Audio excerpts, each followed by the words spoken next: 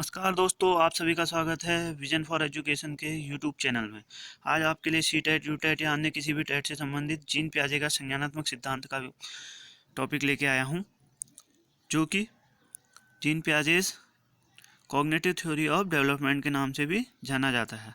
सबसे पहले जो इस सिद्धांत पर शब्द आता है संज्ञानात्मक। संज्ञानात्मक क्या होता है? संज्ञान। संज्ञान से क्या तात्पर्य है? बालक द्वारा अर्जित किया गया ज्ञान ही संज्ञान कहलाता है। ठीक है। इस सिद्धांत के जो है चरण किस प्रकार से बताए थे? जीन पियाजे ने स्टेप क्या बताए थे? संगठन। सबसे पहले जो बताया था संगठन बताया था। संगठन यानी कि ऑर्गेनाइजेशन। प्रत्यक्ष या बौद्धिक सूचनाएं प्राप्त करना ही क्या कहलाता है? संगठन कहलाता है। ठीक है। बच्चा जो भी सूचना प्राप्त करता है प्रत्यक्ष तौर पर या अपने आसपास या बौद्धिक तौर पे, वो क्या कहलाती है? ऑर्गेनाइजेशन या संगठन। अब इसका अगला स्टेप जो होता है, संगठन के बाद ज्ञान प्राप्त करने के बाद बच्चा उस ज्ञान का अगला स्टेप कैसे यूज करता है? देखिए, अनुकूलन बताया था, जो है एडेप्टेशन के रूप में जाना जाता है। वातावरण के अनुसार खुद को ढालना ही क्या कहलाता है? अनुकूलन कहलाता है। ठीक है। पूर्व ज्ञान और नवीन ज्ञान के मध्य संतुलन बनाना और वातावरण के अनुसार खुद को ढालना अनुकूलन या एडेप्टेशन कहलाता है। अब एडेप्टेशन जो अनुकूलन होती है, इसकी भी दो प्रक्रियाएं होती हैं। दो प्रक्रिया के तौर पे पूर्ण होता है, जिसमें जो है पहली प्रक्रिया क्या है? एसिमिलेशन या आत्मसातीकरण। इसमें आत्मसातीकरण लिखा है। आत्मसातीकरण जो है होता है एसिमिलेशन। इंग्लिश में जो है आप जीन पियाजे की थ्योरी के जो है ये टर्म्स जो है इंग्लिश में भी ज़रूर याद करिएगा, क्योंकि हिंदी में इसके अलग अलग हिंदी अर्थ जो है इसके अलग अलग दिए रहते हैं, इसलिए ये जानकारी होना ज़रूरी है कि एसिमिलेशन को ही आत्मसातीकरण या और समायोजन को ही एकोमोडेशन कहते हैं। दूसरा जो इसका पार्ट है एकोमोडेशन या व्यवस्थापन भी दिया था एक सीटेट के पेपर में, मुझे याद आ रहा है कि समायोजन एकोमोडेशन को जो है व्यवस्थापन भी दिया था। तो आत्मसातीकरण क्या होता है? आत्मसातीकरण क्या होता है कि नई नवीन ज्ञान प्राप्त किया बच्चे ने, नया ज्ञान जो उसके पास ज्ञान है उसके अलावा एक उससे संबंधित जो नया ज्ञान प्राप्त किया वो आत्मसातीकरण होता है, एसिमिलेशन होता है। ठीक है। विशिष्टीकरण क्या होता है? समायोजन या एकोमोडेशन, या इसी को जो है अभी मैंने क्या बताया था, समायोजन को एकोमोडेशन के साथ साथ क्या कहा जाता है? व्यवस्थापन भी कहा जाता है। ठीक है। तो व्यवस्थापन क्या होता है या समायोजन क्या होता है? एकोमोडेशन नवीन ज्ञान का विस्तार या अनुप्रयोग। जो नवीन ज्ञान प्राप्त किया, बच्चे के पास एक ज्ञान था, उसमें नया ज्ञान जोड़ा, फिर उसका जो है अनुप्रयोग कहीं कर दिया उसने, यानी कि उसको यूज में ले आया कहीं विभिन्न दूसरी परिस्थितियों में। ठीक है। यही क्या होता है? समायोजन होता है। ठीक है। समायोजन होता है। तो इसके अलावा जीन पियाजे ने अगला जो इसका स्टेप बताया था साम्य धारण या संतुलन, इक्विलिब्रेशन। क्या बताया था? साम्य धारण या संतुलन, इक्विलिब्रेशन। आत्मसात जो आत्मसातीकरण बताया मैंने, और जो एकोमोडेशन और एसिमिलेशन के बीच में जो संतुलन स्थापित होता है उसको क्या कहते हैं? इक्विलिब्रेशन या साम्य धारण संतुलन। ठीक है। इससे संबंधित मैंने एक और वीडियो बनाई थी, लेकिन वो जो है उसमें क्या हो गया था, साफ साफ जो है दिखाई नहीं दे रहा था, इसलिए मुझे ये वीडियो दोबारा बनानी पड़ी है। ठीक है। अब इसका उदाहरण देखिए, एक बहुत ही शानदार उदाहरण है। पानी होता है एक। ठीक है। बच्चे को जो है सबसे पहले पानी पिलाया गया, तो बच्चे ने को पानी की जानकारी हुई कि एक जो है पेय पदार्थ पानी होता है, जो कि प्यास बुझाने का कार्य करता है। अब परिवार वालों ने उसको जो है पानी दे दिया। अब पानी दिया तो उसको ठंडा लग गया मान लो, तो उसको परिवार वालों ने कहा कि चलो ऐसा करते हैं, गर्म पानी दे देते हैं। अब बच्चे को नई जानकारी एक और प्राप्त हुई कि एक गर्म पानी भी होता है। ठीक है। पानी गर्म भी होता है, ठंडा भी होता है। ठीक है। अब जो है धीरे धीरे बच्चे को दूध पिलाना प्रारंभ किया गया। ठीक है। दूध दिया गया। अब बच्चे ने देखा भाई पेय पदार्थ होता है, एक गिलास में ला रहे हैं या किसी भी चीज़ में ला रहे हैं, बोतल में ला रहे हैं, एक पानी होता है, एक गर्म पानी होता है, एक दूध भी होता है जो कि सफ़ेद होता है, वो दूध होता है, जो बिना रंग का होगा वो पानी होगा। ठीक है। बच्चे ने ये धारणा बनाई। अब जो है कभी एक परिस्थिति ऐसी आई कि दूध भी कम है, पानी भी कम है, तो क्या बना दिया, नई जो है विशिष्टीकरण या समायोजन करके व्यवस्थापन क्या कर दिया, क्या व्यवस्था कर दी, चाय बना दी गई और वो दे दिया गया। तो बच्चे को क्या हो गया, पहले पानी की जानकारी थी उसको, फिर नवीन ज्ञान प्राप्त हुआ गर्म पानी या दूध, फिर जो है उसका विशिष्टीकरण हो गया नवीन ज्ञान का विस्तार हुआ तो क्या बन गई, चाय बन गई। ठीक है, तो ये एक उदाहरण है जो ये सिर्फ समझाने के लिए बनाया गया है। इसको जो है हल्के में लेना है,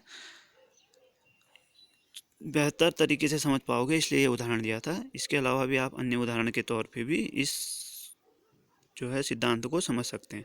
अब इस सिद्धांत से संबंधित दो टर्म्स और इस सिद्धांत से रिलेटेड आते हैं, जो कि स्कीम्स और स्कीमा के रूप में जो है। स्कीम्स तो कम ही पूछी जाती हैं, स्कीमा जो है यदा कदा पूछ लिया जाता है सीटेट और यूटेट के किसी भी पेडागोजी से संबंधित प्रश्न में। ठीक है, स्कीम से क्या होती हैं, स्कीम से जैसे कि उस नाम से ही पता चल रहा है, स्कीम से अलग अलग जो हैं तरीके होते हैं। क्या किस चीज़ के तरीके होते हैं, किसी भी कार्य को करने के भिन्न भिन्न जो तरीके होते हैं या विधियाँ होती हैं, उसको क्या कहते हैं, स्कीम से कहते हैं। ठीक है, जैसे बच्चा भूख लगने पर क्या करता है, चिल्लाता है।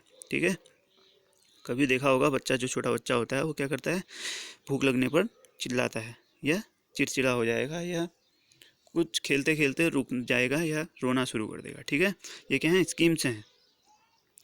इसी में जो अगला टर्म्स होता है स्कीमा। स्कीमा क्या होता है, मस्तिष्क से संबंधित जो डायरेक्ट जो जुड़ी रहती हैं क्रियाएं, जो बच्चे ने अपने दिमाग में बैठाई होती हैं, या उसको एज इट इज़ जो उसने देखी है उसको क्या करा होता है, स्टोर करा होता है, वो क्या होती है, स्कीमा होता है। जैसे कि बॉल देने पर बच्चा उसको पकड़कर खेलने लगता है, और बिस्किट देने पर सीधे खा लेता है। ठीक है, बॉल देने पर बच्चे ने देखा है कि उसने दिमाग में बैठा रखा है कि बॉल जो है खेलने के काम की है।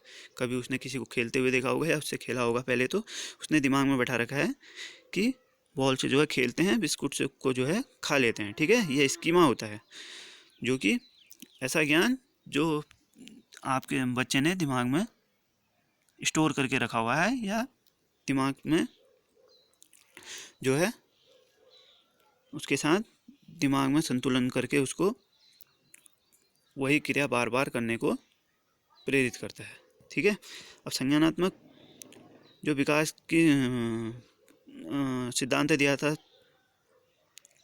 जीन पियाजे साहब ने, जो कि कहाँ के मनोवैज्ञानिक हैं, स्विट्जरलैंड के मनोवैज्ञानिक है। ठीक है, स्विट्जरलैंड के मनोवैज्ञानिक है। इनने विकास के सिद्धांत की जो है 4 अवस्थाएं दी थी। संवेदी पेशी अवस्था, दूसरी अवस्था दी थी पूर्व संक्रियात्मक अवस्था, तीसरी दी थी मूर्त संक्रियात्मक अवस्था, चौथी दी थी औपचारिक संक्रियात्मक अवस्था। जो संवेदी पेशी अवस्था है, 0 से 2 वर्ष दी गई इसकी आयु। इसमें क्या करता है बच्चा, सिर्फ अपनी ज्ञानेंद्रियों के बल पर जो है अनुभव प्राप्त करता है। ठीक है, आँख नाक कान जीभ त्वचा जो होती है उसकी, उससे संबंधित जो है अनुभव प्राप्त करता है, वही उसका 0 से 2 वर्ष में ज्ञान होता है। दूसरी जो स्टेज होती है पूर्व संक्रियात्मक अवस्था, 2 से 7 वर्ष के बीच में बच्चा यहाँ जो है अब धीरे धीरे क्या करने लगता है, अपने वस्तु और वस्तु के चिन्ह और जो है प्रतीकों को भी समझने लगता है धीरे धीरे। ठीक है, 2 से 7 वर्ष की अवस्था में इसमें जो है बच्चा अपने खिलौने की ओर ज़्यादा आकर्षित होता है और आस पड़ोस के बच्चों के साथ खेलता है। ठीक है, खिलौने की अवस्था भी कहा जाता है इसको।